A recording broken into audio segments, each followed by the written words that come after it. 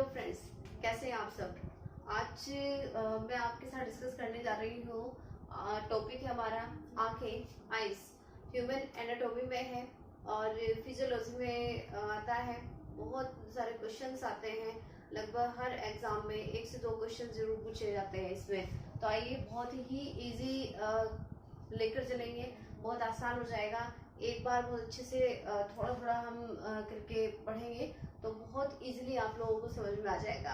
आप चाहें तो नोट डाउन कर सकते हैं, मैंने पूरा इस पे लिखा है बोर्ड पर, तो इसका आप स्क्रीनशॉट लेकर वो आप अपने नोट्स में नोट डाउन कर सकते हैं, राइट। और हाँ, अगर चैनल सब्सक्राइब नहीं किया है तो प्लीज चैनल को सब्सक्राइब जरूर कर लीजिएगा। ओके, चलिए आगे बढ़ते हैं। देखिए, जो आंखें हैं, आईज, कितनी है आपको अभी तक पता है कि एक प्रकार की आंखें होती है, लेकिन ऐसा नहीं है। आंखें जो है 2 तरह की होती हैं। एक वो जो ह्यूमन में पाई जाती है, दूसरी वो जो एनिमल्स में होती है। नंबर 1 टाइप है। तो सबसे पहले हम क्या पढ़ रहे हैं, टाइप।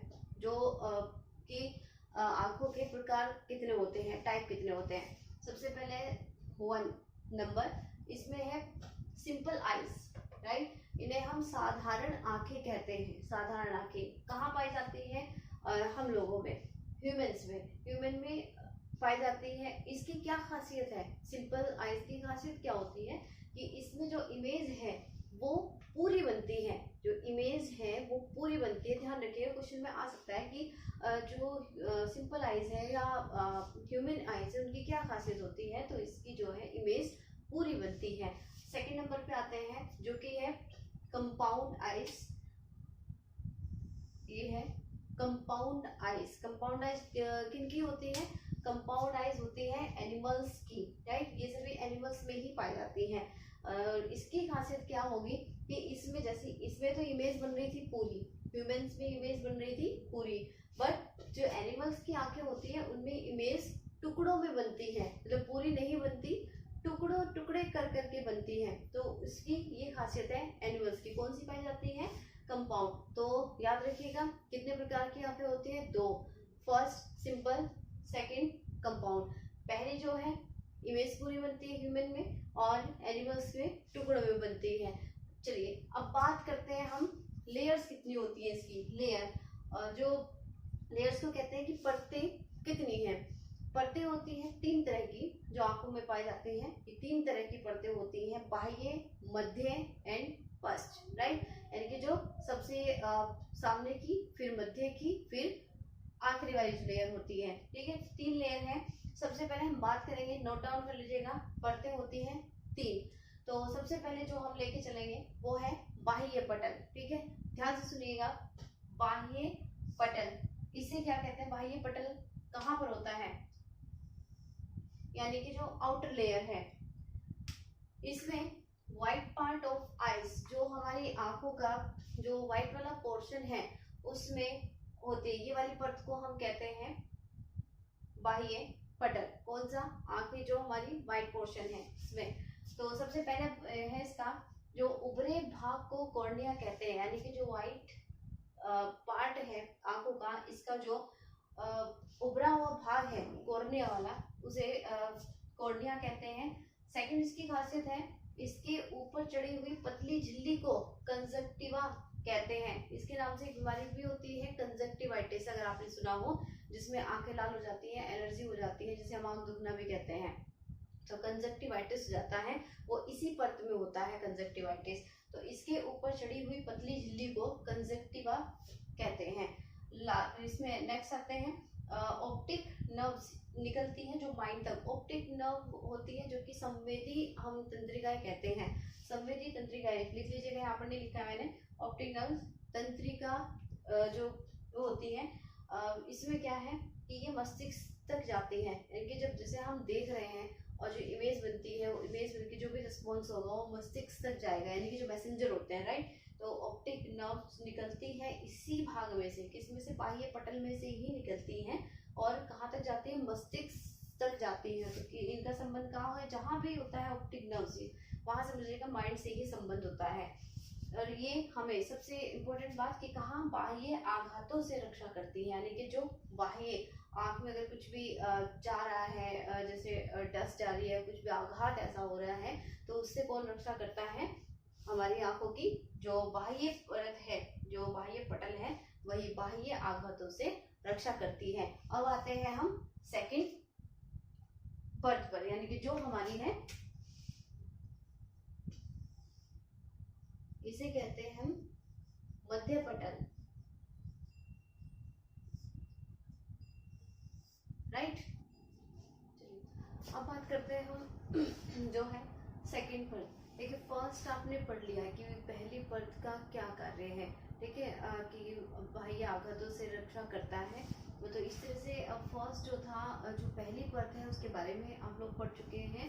अब हमें है सेकंड जो लेयर है, यानी कि जो मध्य पटल इसको हम बोलते हैं, कि एक तो फर्स्ट लेयर थी जो बिल्कुल बाहरी थी, अब दूसरी है जो कि मध्य में है, इसके बाद एक और लेयर होगी, ठीक है। तो यानी कि 3 लेयर है, फर्स्ट लेयर जो जिसको बाह्य लेयर कहते हैं, और सेकंड लेयर जो कि मध्य है, जो कि बीच में आती है, और लास्ट वाली लेयर जो होती है जो कि बिल्कुल अंदर की साइड में होती है। तो आते हैं सेकंड जो कि मध्य पटल है। बहुत इंपॉर्टेंट है मध्य पटल, क्यों है? क्योंकि इसमें देखिए क्या खासियत है इसकी मध्य पटल की, इसमें एक तो ब्लड वेजल्स मिलते हैं, ब्लड जो खून कोशिकाएं होती हैं वो होती हैं, और रक्त कोशिकाएं इसमें पाई जाती हैं। तो ये बहुत बड़ी खासियत है इसकी।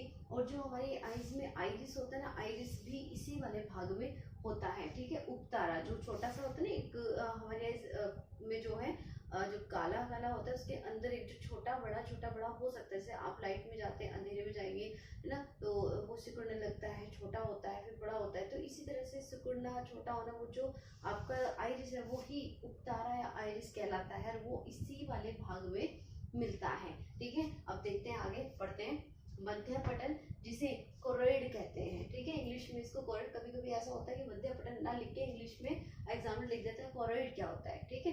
तो कोरोइड याद रखना। तो ब्लड वेजल रक्त कोशिका का जाल पाया जाता है। तो जाल होता है, इनके बहुत सारी वेजल्स होती है, बहुत सारी कोशिकाएं होती हैं, उनको हम जाल के रूप में होती है, तो इसलिए जाल कहा जाता है। ब्लड वेजल्स व रक्त कोशिका का जाल बिछा होता है। सेकंड है इसमें कि उपतारा या आइरिस इसी भाग में होता है, ठीक। थर्ड वर्तुल या अरीय पेशियां, पेशियां क्योंकि मसल, हर चीज में मसल है, पैर में है, हाथ में है, कहीं भी है, तो मसल्स होती हैं, ठीक है। तो वर्तुल तथा अरीय ये याद रखना है। कभी कभी नाम आ जाते हैं कि आंख के जो मध्य पटल है उसमें कौन सी पेशी पाई जाती है, तो कौन सी पेशी पाई जाएंगी? वर्तुल तथा अरीय पेशियां तारे के व्यास को घटा बढ़ा सकती हैं, यानी कि जो हमारा आंख में आइरिस या उपतारा है उसको जो छोटा बड़ा करती है वो इन्हीं पेशियों के माध्यम से संभव हो पाता है। अगर वर्तुल और अरीय पेशियां ना हो तो आइरिस छोटा बड़ा नहीं हो सकता, जिससे कि हमारी आइरिस सुचारू रूप से कार्य नहीं कर पाएंगी, ठीक है। कर पाएंगे क्या? और भी बहुत सारे इसमें फिर हो सकता है कि कुछ भी हो सकता है आंखों में। चलिए नेक्स्ट है, थर्ड आती है अंतःपटल। दोनों लेयर तो इम्पोर्टेंट थी ही, लेकिन जो लास्ट वाली लेयर है that's a very important layer, जिसको हमने कहा है रेटिना। बहुत लोगों ने सुना भी होगा कि रेटिना वाला भाग, रेटिना वाला भाग हम पढ़ते रहते हैं, तो बहुत लोगों ने सुना है कि रेटिना क्या होता है, राइट। रेटिना यह तंत्रिका संवेदी होता है, राइट, यानी कि तंत्रिका होती है, इसमें जो संवेदी तंत्रिका होती है वो इसी वाले भाग में होती है। सेकंड, वस्तु का प्रतिबिंब इसी पर बनता है। अब देखिए क्यों इम्पोर्टेंट है ये वाले जो अंतःपटल है, रेटिना है, ये क्यों होता है? बहुत ज्यादा क्वेश्चन आता है इसका कि आप बताइए कि कौन से वाले भाग में प्रतिबिंब बनता है, यानी कि जो हम देख रहे हैं, जैसे आप बोर्ड देख रहे हैं, आप यहाँ लिखा हुआ शब्द देख रहे हैं, तो इससे क्या है, ये जो इमेज बन रही है आपकी आंखों में वो कहाँ बन रही है? वो रेटिना पर ही बनती है। तो इमेज या प्रतिबिंब कहाँ पर बनता है? इमेज का प्रतिबिंब वो रेटिना में बनता है। यहाँ जहाँ दृष्टि तंत्रिका प्रवेश करती है, बहुत इंपॉर्टेंट है ये भी, जहाँ दृष्टि तंत्रिका यानी कि दृष्टि तंत्रिका जो प्रतिबिंब बना रही है, जो प्रतिबिंब को लेकर आ रही है, जो संवेदनाएं लेकर आ रही है प्रतिबिंब की, वो तंत्रिका प्रवेश करती है, यहाँ प्रवेश करती है। और जहाँ वो प्रवेश करेगी वहां कोई चित्र नहीं बनता है, ठीक है।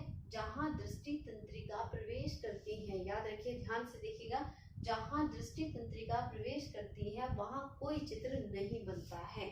इसे क्या कहेंगे? ब्लाइंड स्पॉट कहते हैं। दैट्स द पॉइंट कि ब्लाइंड स्पॉट किसे कहते हैं, ये एग्जाम में आता है कि जो ब्लाइंड स्पॉट है क्या होता है। तो हम कहेंगे कि जहाँ तंत्रिका तंत्र प्रवेश करती है कोई चित्र नहीं बनता है, उसे ब्लाइंड स्पॉट कहते हैं। तो नेक्स्ट लास्ट, ब्लाइंड स्पॉट के पास एक येलो स्पॉट भी होता है, ठीक है। स्पॉट से याद रखिएगा, एक ब्लाइंड स्पॉट के पास में येलो स्पॉट भी होता है। तो यहाँ क्या होता है, यहाँ सबसे स्पष्ट चित्र बनता है, ठीक है। अगर एग्जाम में पूछा जाए कि सबसे स्पष्ट चित्र कहाँ बनता है, तो आप क्या कहेंगे कि येलो स्पॉट के पास में सबसे स्पष्ट चित्र बनता है। तो ब्लाइंड स्पॉट पे क्या होता है, ब्लाइंड स्पॉट पे कुछ नहीं होता, कोई चित्र इस पर नहीं बनता है। तो येलो स्पॉट होता कहाँ है, ब्लाइंड स्पॉट के पास में होता है, जहां पर दृष्टि तंत्रिका प्रवेश करती है, वहां पर जो ब्लाइंड स्पॉट होता है। और इसी के पास लगा होता है येलो स्पॉट, जहां पर सबसे स्पष्ट प्रतिबिंब या इमेज बनती है, राइट। तो आज के लिए इतना ही। आगे हम करेंगे स्ट्रक्चर ऑफ रेटिना एंड कौन कौन सी आंखों